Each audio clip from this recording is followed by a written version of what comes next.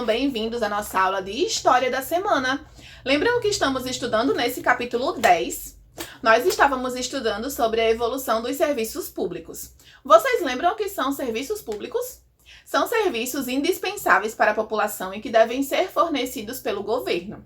E esses serviços são saneamento básico, tratamento de água e esgoto, fornecimento de energia, educação, serviço de saúde, etc. Mas esses serviços, embora devam ser assegurados pelo governo, eles não são de graça. Nós pagamos por eles em tarifas e taxas, por exemplo.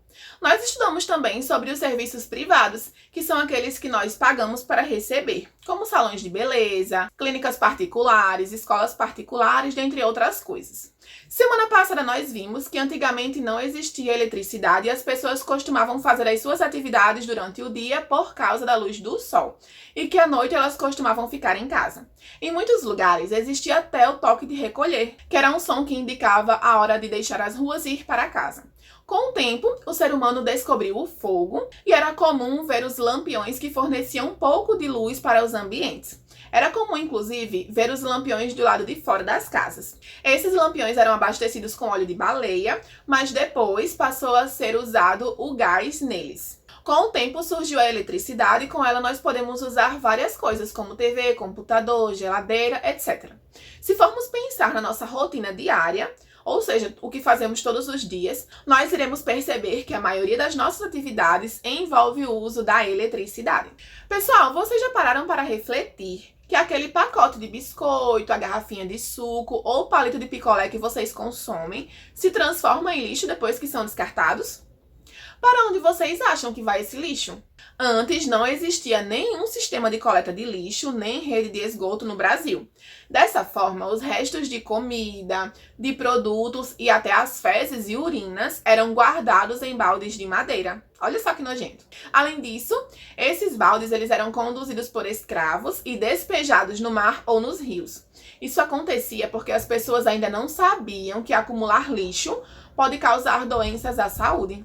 Imaginem como os rios e mares eram poluídos com todo esse material. Só com a modernização das cidades e com o risco de surtos e doenças, o governo passou a se preocupar com a coleta de lixo e o tratamento de esgoto. Primeiro, a coleta de lixo passou a ser feita por carroças puxadas por cavalos. E com o surgimento dos automóveis, a coleta de lixo passou a ser feita por meio dos caminhões. No Brasil, o lixo que vinha dos caminhões de coleta foi destinado por muito tempo em lugares conhecidos como lixões. Lá, todo o lixo era depositado a céu aberto, ou seja, sem nenhuma cobertura, completamente expostos ao calor do sol e da chuva e sem nenhum tratamento. Isso fazia mal à saúde das pessoas que frequentavam esses lugares ou que moravam próximos a eles.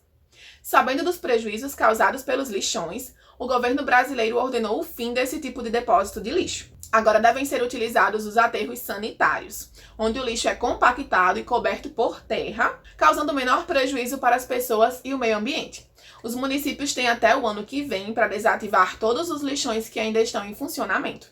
Já o serviço de esgoto, que antigamente nem existia, hoje tem canais que passam por debaixo da terra e conduzem água das chuvas e os objetos produzidos pelas pessoas e indústrias para o tratamento adequado antes de serem despejados nos rios ou nos mares. Por causa da importância da coleta de lixo e do tratamento de esgoto para a higiene dos lugares, a saúde das pessoas e também para a preservação do meio ambiente, esse serviço foi considerado por lei como um serviço público essencial. Lá nas páginas 88 e 89, nós temos uma atividade sobre esse assunto. Na questão, vocês deverão ajudar Lito a listar de 1 a 5 os acontecimentos listados de acordo com o processo de coleta de lixo realizado no Brasil. Então, no começo, o lixo produzido era armazenado em baldes e conduzido por escravos para os rios ou mares. Em seguida, o lixo passou a ser conduzido em carroças e, com a modernização, esse transporte passou a ser feito por caminhões. Em seguida, nós estudamos que o lixo era despejado em lixões a céu aberto e, por último, o governo proibiu o uso desses lixões e ordenou que até 2021 o lixo seja direcionado aos aterros sanitários. Na questão 2, podemos ver que o saneamento básico é um serviço que consiste na coleta e no tratamento de esgoto, na limpeza dos lugares e manejo do lixo que vem das residências, das indústrias e dos hospitais e etc. Sabendo disso, leiam o cartaz que tem como título Saneamento traz mudanças para quem mais precisa de melhoria de vida. Em seguida, expliquem por que o saneamento significa mais saúde para as pessoas e menos filas no Brasil. Será que tem algo a ver com a melhoria na saúde? Pensem e respondam. Por último, vocês já ouviram falar nos catadores de lixo? Sabem qual é a importância do trabalho dessas pessoas?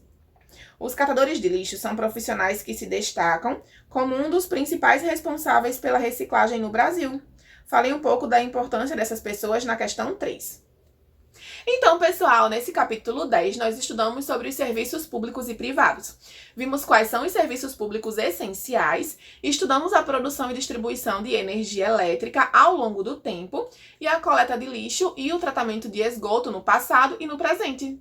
Nossa aula de hoje vai ficando por aqui. Não esqueçam das imagens para a correção. Um beijão e até já nas nossas próximas aulas.